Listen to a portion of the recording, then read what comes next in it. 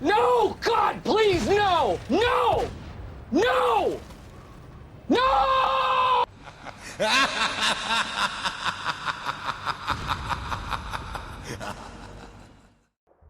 Hi guys, and welcome back to the channel. Today I've got two replays in the Soviet Tier 10 heavy tank, the IS-4. Now this is a heavy tank that I never really played much before 6.0, and that's because I just generally didn't really like it all that much. To be perfectly honest, I just didn't like it. It's a strong tank in some ways, and in other ways quite weak.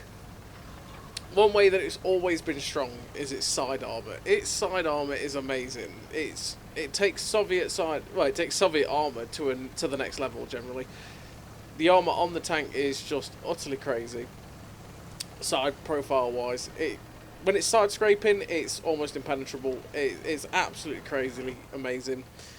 The upper plate is not great when it comes to having premium rounds spammed at it. When people have pressed A at tier 10, the front becomes pretty much Swiss cheese. The lower plate is pretty good against, even the lower plate is pretty good against standard rounds, but once premium rounds start flowing, this tank really starts to suffer, and that's one thing that always got me about it, is the fact that when you were facing the tier 10 prem spam, this tank just sort of fell apart. And the gun handling on the 122mm that you get on this tank, which is the same gun that you get on the T10 and the ST1, just was never enough for me. It always felt poor, as well as the reload not being too good either, or well, not being brilliant compared to a lot of the other tanks at the tier. And yeah, it just felt like it struggled along for me a little bit, the IS-4. But sort of my enjoyment of the tank has definitely been rekindled by 6.0 and the changes you can get with obviously the crew skills and stuff, making the gun handling better, the reload slightly better. It does also still have its problem of the top of the turret being like 30mm thick, which means it just gets overmatched by pretty much everything at tier 10. Pretty much everything. And that roof armor can be a bit of a joke. But yeah, the crew skills in 6.0 have made it way more enjoyable for me, and I've actually been really enjoying playing the tank generally. It's surprised me how much I've actually enjoyed going back to it, and that is one good thing from 6.0 as well, is the fact that I'm playing tanks that I would just not really have considered playing all that much, to be honest. And they're actually, like, they feel bearable. So, anyway, in this game, on Abbey, we've played quite passively on this flank because there was only two of us. And with the spawns we've got, their team gets to this flank very quickly. So I was playing it as cautious as possible because I didn't want to just push forward to this position I'm in now and then find that 6 or 7 tanks just appear out of the blue. Unfortunately enough, there isn't actually much over here. And we've now got this E5 to brawl against, and we're just going to show him the power of the IS-4 sidearm. We're getting some nice shots into his side. He's not angling his armor very good at the minute. We're getting some nice pens into him, and he's really struggling with us. Nice shot straight into his cupola. That cupola used to be amazing, nowadays not so much. Still can be a bit troll, but you know, it does get pens even easier nowadays than it used to. We get a nice shot into the side of his turret as well, damage that. He's now a one shot, which means obviously we're going to properly struggle to kill him because that's just the way it rolls. Now, we are, like I say, one-on-one with this E5 at the minute, and I'm seeing that heavy tank get spotted. I know I'm going to be having more problems next. Unfortunately, we aim for the low plate of the E5, and it just bounces. Like I say, when it comes to the point where you've got to kill them, you don't pen them very easily anymore. Now, this VK452 in front of me is like, I'm just laughing at him, basically.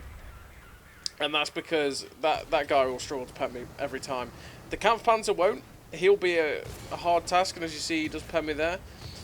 But like I say, I'm having faith in this IS-4's armour, though, because like that, when that Kampfpanzer first came round, I bounced his shot and then the E5 shot as well, because just where we were angled then it was harder for them to pen and track me. Now, this is a situation that I should probably not be coming out a winner of, because we are really outnumbered and they should be dominating me. But fortunately enough, I think it's artillery that shuts down the E5 there, comes to my rescue, and now we can only, well, I say only, now we can focus on this Kampfpanzer and show him the wrath of the IS-4. Now, it did get quite awkward for a second there, and no part down to a bit of RNG and bad aim. I have absolutely no idea what this Kampfpanzer is doing right now, but he's just like, yeah, have me. Okay, sir. Right away. Finish him off, and now we've got this Tiger Shark. It's like, are you okay, Tiger Shark? You're YOLOing the might of Stalin here. This tank is the one that is going to dominate you. We'll load the HE because, well, it's a spear panzer. It's got no armour. And what we're going to do is back up to this ledge here, so he has no way of keeping behind me. Because that's always a valuable thing, right? When you've got tanks that are determined to get up behind you, stay behind you like that, and then keep getting around you. If you just back up to a position where they can't stay behind you, then they're going to have to be forced to get in front of your gun. Unfortunately enough, we managed to tap him and ram him. And then this artillery out of nowhere appears and tries to hot shot us, but fortunately enough he missed. We managed to shoot him and then ram him to death as well.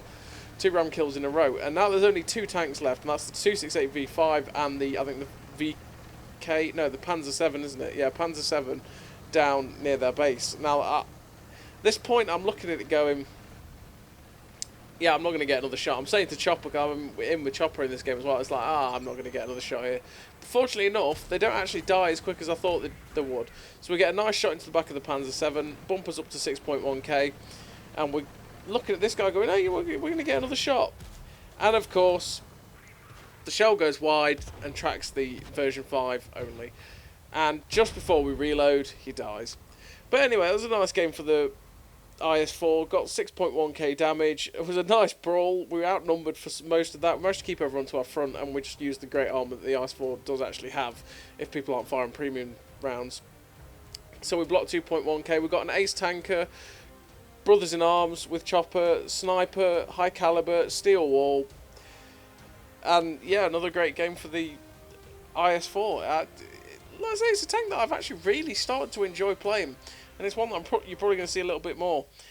Because I probably will try and go for 3 mark at some point. I did get the 2nd mark recently. It might have even been in this game. I might be spoilers right now. So we're on Himmelsdorf, and yeah, it's FPS City. This place, like.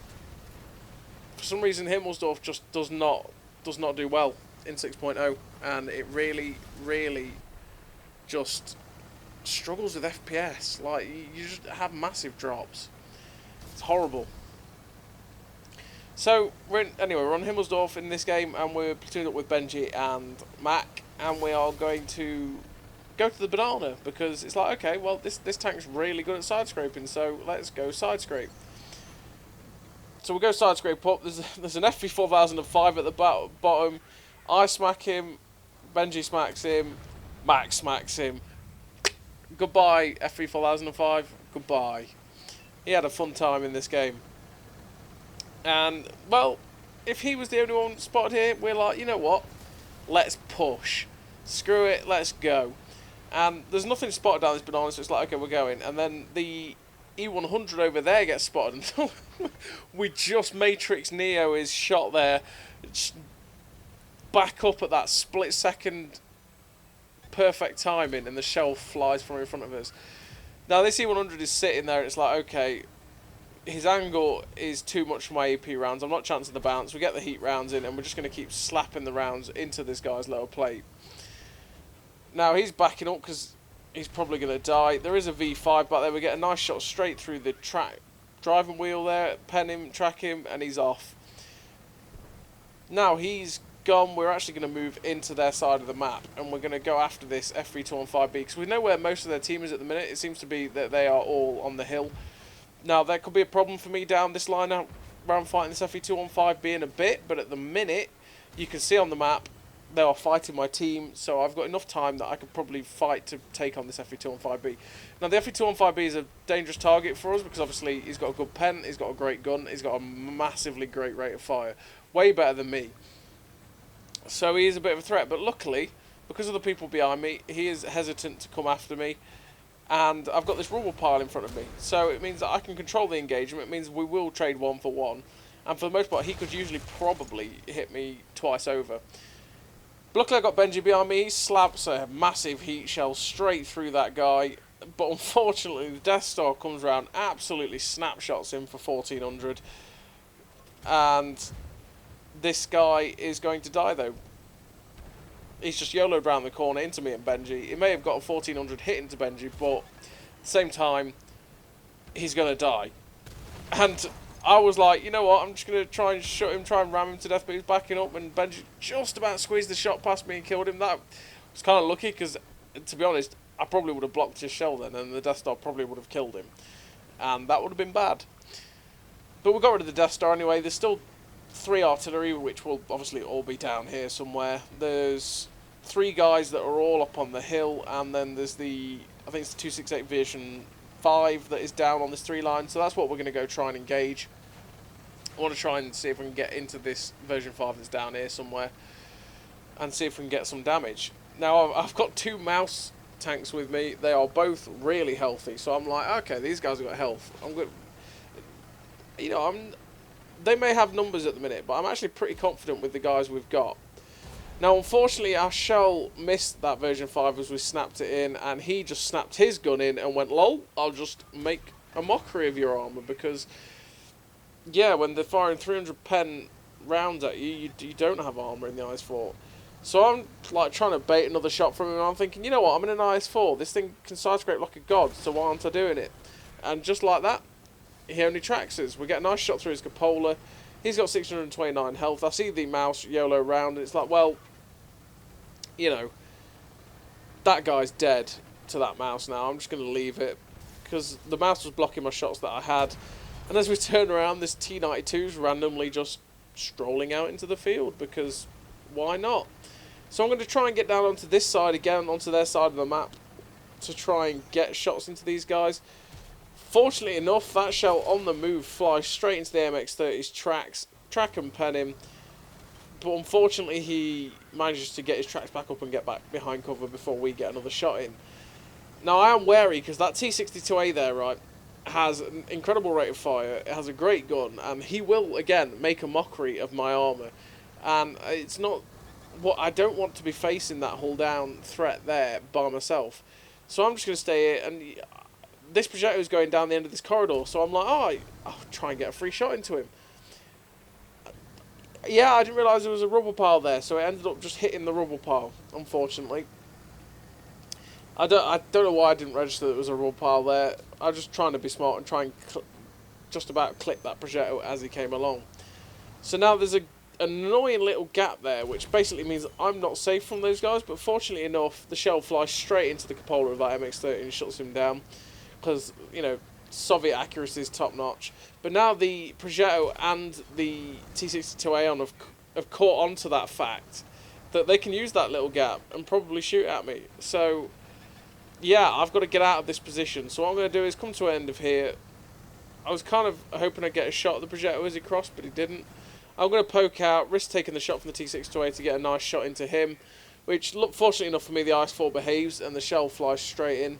Now, I'm kind of expecting this projectile to possibly YOLO down to get some more shots into me, but he doesn't. But he manages to get a shot in there, and that is the weak spot on top of this IS-4 there that let me down. He managed to clip the top of my turret, overmatch it, and pen me, which is not ideal, but he's sitting still, so he managed to get a nice shot into his turret, which obviously the projectile's got terrible armour, so it's easy to pen when he was hull down. Now we've got the mouse going in after this T-62A, and I'm like, right, okay, let's back you up, mouse, let's make him a one-shot. We get a nice shot into his lower plate. Obviously the guy's firing heat, so he just laughs at my armour, and the mouse shuts him down. Now I'm trying to stick with this mouse, but I'm thinking, okay, what's that projectile going to do? I anticipate he's possibly going to come up behind us and try and get some shots into our ass. So I was kind of expecting him to pop up round here, but he doesn't. It's like, well, alright then. You know what? Screw that projectile. It could be anywhere. Let's go after the artillery and help this other mouse over here. Because, you know, if there's one thing we can always do in games, and that is kill the piggies. Because if you have a chance to kill the piggies, you kill the piggies. Because piggies hurt. And piggies don't deserve to be in this game. They don't deserve to survive. They need to be put down. It's just humane, you know. We're being kind, right? we're giving them the best gameplay experience they can have, which is being sat in the garage. So what I'm going to actually do while we go after these piggies is go around this corner here. Instead of just driving out sideways on in front of them, I'm going to go over here, let the mouse do that, and get some shots into the artillery down there, so that I'm safe, because I'm a one-shot for both artillery easily. They don't even have to hit me and I'd be dead. So, fortunately enough, the Batchat had actually shot the E100, the mouse, sorry, and then we managed to shut down both arty. But then, just as we killed the other arty, the Progetto comes around the corner and finishes us off. But fortunately enough, the Progetto was a lone tank against two mouses that were very healthy. So we managed to finish that game out anyway with a win. We get the Demetrius for killing 3 artillery, Confederate high caliber ace tanker, 6.6k damage, and this was the game that I got the second mark of excellence on the tank, which was great. And yeah, I've been really enjoying the IS-4. It's actually been really quite fun to play recently.